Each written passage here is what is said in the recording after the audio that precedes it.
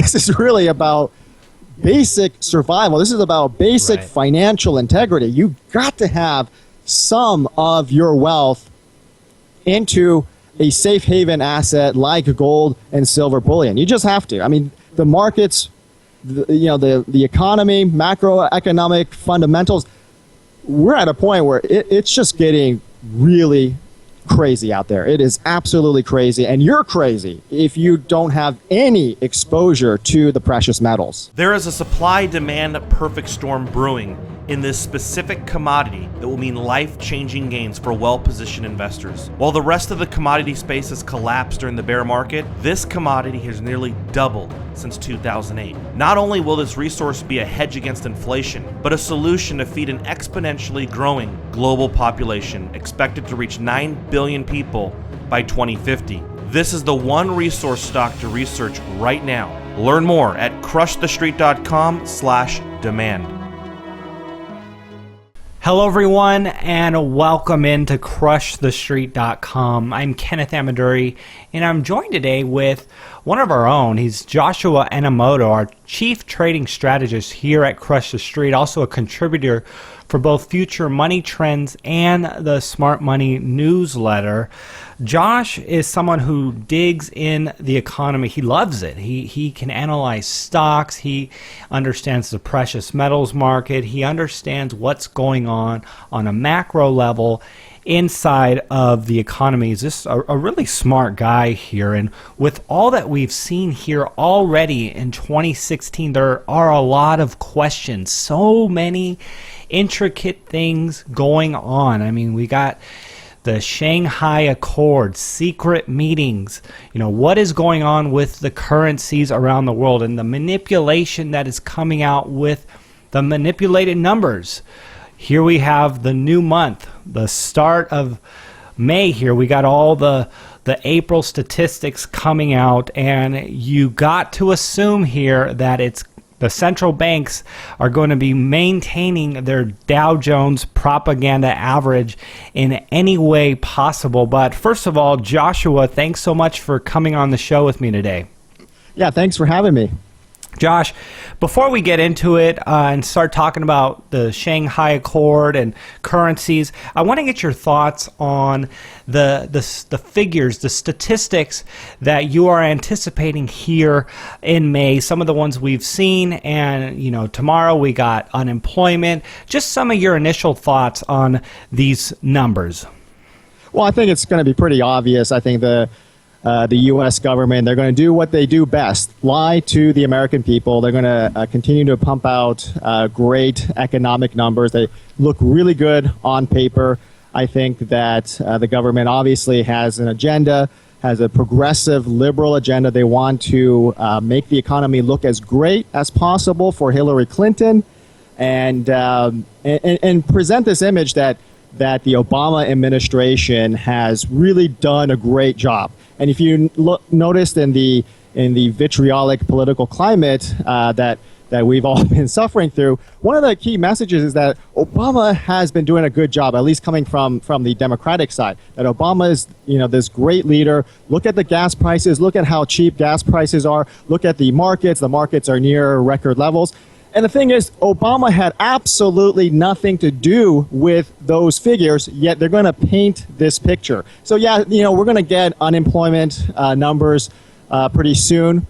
Honestly, I'm not even paying attention to this stuff anymore because it's all a charade. A lot of it is just a charade. What I'm looking at and paying attention to are those indices, the financial indices. Those are the real-time indicators that give a gauge, a true gauge, or at least a more accurate gauge on how real investors think about the markets and about the economy. So the beginning of the year, Josh, we saw the indices go and get very volatile. January was an extremely volatile month, and we've sort of seen it top off. The Dow come back, the S&P come back, and I got to wonder, what are your thoughts on these indices as how they're trading at the moment, and where do you see investors going from here? The problem is that we do not have a market, a consumer retail market that is going to be able to buy all the stuff, the junk, the services that the global economies are producing. And then that's what the indices are telling us. Yeah, I mean, sure, the indices, the global indices have risen, especially in mid-February through the end of March. They've really started, churning up some great numbers. But like you pointed out, April was totally flat, and then in May we're again just going sideways. And this just tells you that, sure, the markets can be manipulated upwards, so to speak, with different currency fluctuations. But who are you selling to? I mean, that's the question. There's nobody to buy all the goods, the services, the products that these countries are exporting. I mean, you look at the Apple earnings report. I mean, it's absolutely horrible. I think the top line revenue year over year, I think, was down, something like 15-16%. It was so bad that Carl Icahn said, I'm leaving. And when he said he's leaving, he's dumping all of his shares for Apple stock. And he pointed to the fact that the China sales in terms of the iPhones was dramatically less than what it was in previous years. And it goes to show you that even in China, which has been this emerging market god for so many countries, the emerging market savior, well, even they are saturated with all the goods and services and products. So, how many iPhones does the average person need to buy? I mean, at some point, the rationality has to kick in. Unfortunately, rationality appears to be kicking in right now. We don't have anywhere to sell these goods and services to. All the markets are doing right now is just trying to stay afloat with a lot of the currency fluctuations. But again, currency fluctuations are only going to take the market so far. Well, I don't know if it's a good or bad thing, but we have a central bank. The U.S. and some of these other major countries have a central bank backstopping a lot of these things. Obviously, inside the markets, purchasing bonds, purchasing stocks. I mean, they're just in there manipulating things. And you go to Puerto Rico, where they don't have a central bank. They're defaulting on a $370 million debt. And they're just in a much bigger issue, in a more immediate issue. It's almost like countries that don't have central banks don't have the ability to kick the can down the road as long until, of course, the fundamentals overwhelm these countries who are just manipulating the system and trying to get through it through non-traditional, non-fundamental means, of course, by printing and, central banks buying treasury bonds and purchasing shares on the stock market. It's bananas out there. So. Yeah. Let's get your thoughts on currencies. When it comes to the Shanghai Accord, secret meetings, supposedly that were insignificant, but however, James Rickards pointed out that these meetings aren't very kosher, and there is something to hide, because if there wasn't anything to hide, they wouldn't have made it secret. And we know it's a race to the bottom for these global currencies. And China, for one, desperately wants to devalue their currency to regain some economic strength. So I want to get your thoughts on what we are seeing here with the Shanghai Accord. Sure. Well, I think the first point we have to make clear, the Shanghai Accord, we don't have absolute proof that this meeting actually took place. I mean, the allegation, of course, is that the Shanghai Accord was a secret meeting between U.S., European, and other major international bankers that occurred concurrently with the G20 summit on February 26th. So we don't know for absolutely certain whether this meeting took place. I do want to point out, however, that there is historical precedent. Back in 1985, there was a similar meeting with the U.S., Japan, Germany, and other European leaders. And the agenda at that time was for the U.S. dollar to be weakened relative to the German mark and the Japanese yen. And that was for the purpose of improving the economy in the United States. Obviously, at that time, everybody was focused on the U.S. That was the biggest economy, and still is. But today, the focus, of course, is China. China, as I previously mentioned, a lot of people assume that this is the emerging market savior. So it's very important that China, their economy, does well. If it doesn't do well, if it starts to go bad, then everything else pretty much collapses, because China is an important trading partner to so many countries. Wherever China goes at this point, that's pretty much where global markets go. I also want to point out that there was, people have mentioned the conspiracy behind the Shanghai Accord, but it's interesting to know, on that day, on February 26th, the Euro index, it dropped 0.8% on that day. The yen index dropped 0.93% on that day.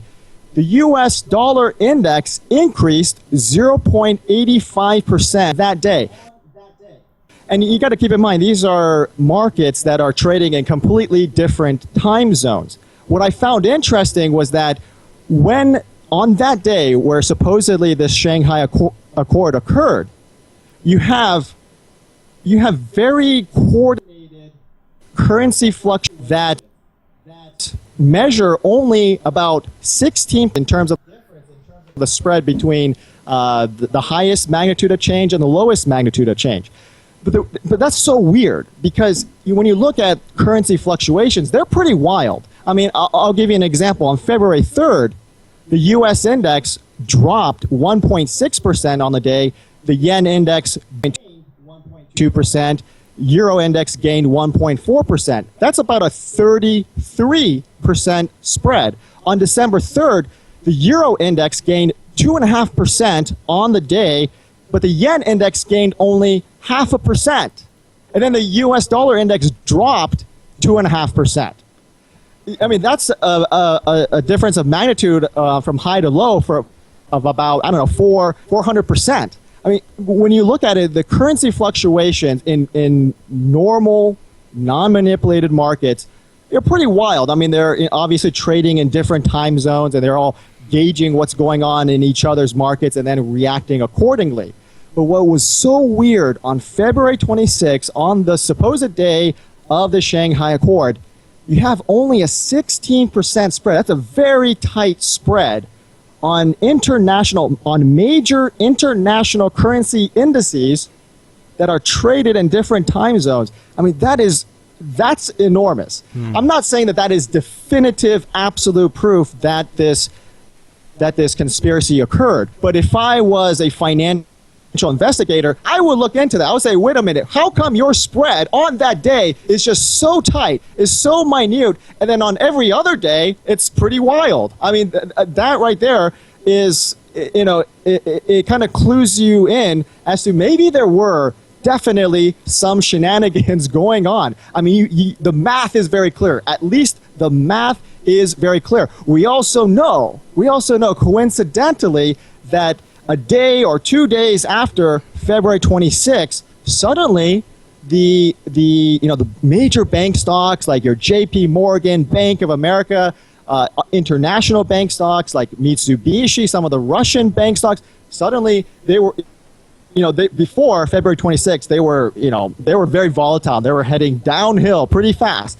And then just a day or two after February 26th, they started rising again. And it's like, it just makes you wonder, what's going on. And I really think that there's something to it. I'm not quite sure if we can pinpoint that Janet Yellen was there physically, but something was there. So there's something really discrepant going on with those major currency indices on that particular day. Yeah, lots of breadcrumbs leading to some shenanigans, like you articulated in the last minute there. Josh, I'm looking at the dollar index chart at the moment, and right when they raised interest rates in December of 2015, we kind of hit a high on the dollar index, and we saw what had happened with the stock markets at that time. Tons of volatility, lots of global volatility, and it wasn't essentially until the dollar started to trickle back down that we started to see some sort of stability around the world. Does this mean that a weakening U.S. dollar is what the global markets need, what the stock markets need to be in a thriving environment?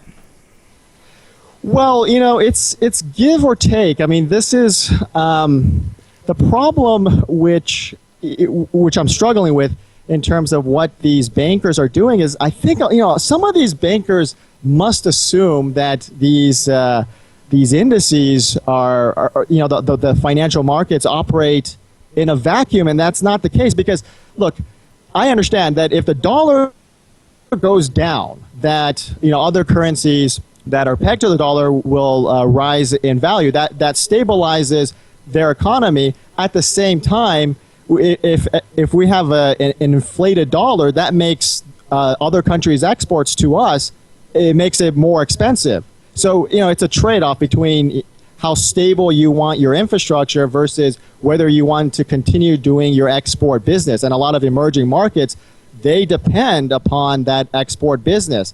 When it comes to the counterbalancing, I like the way you put that, a vacuum effect. It's not a vacuum. There's equal and opposite consequences. If the U.S. dollar gets stronger, it's harder for global countries around the world to purchase our stuff, and that might even be worse now that we are such a globalized economy.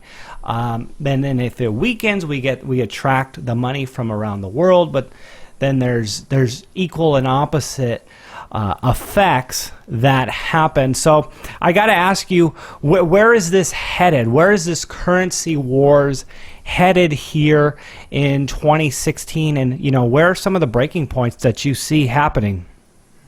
Well, I think the coordinated efforts, if there really is coordinated efforts among the international bankers, it'll last for some time maybe, but we're getting to a point where it's desperation time. It's starting to get to a point where it's like every currency for themselves. So I believe that the coordination, the alliance, whatever you want to call it, that's going to end. That has to end, because you look at strong American companies like Apple, which has a tremendous international presence, and every single person on this planet Earth loves Apple products. And if Apple is having a difficult time trying to sell their products to tech-hungry China, that's a problem.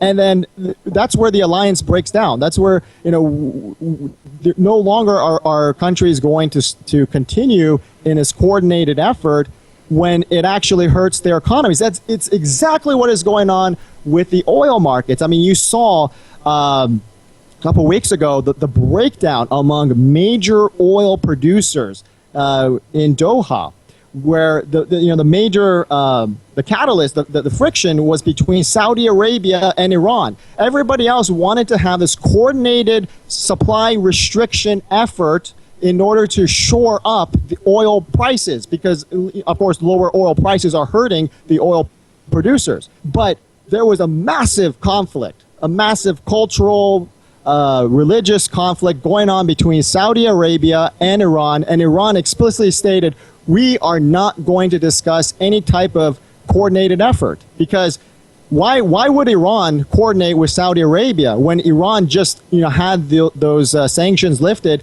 and they want to they have a huge oil reserves that they want to sell to other countries. So why would they want to restrict themselves by getting into a coordinated effort to shore up oil prices? It doesn't make sense because they have their own interests. The Iranians want to sell as much of their oil as possible.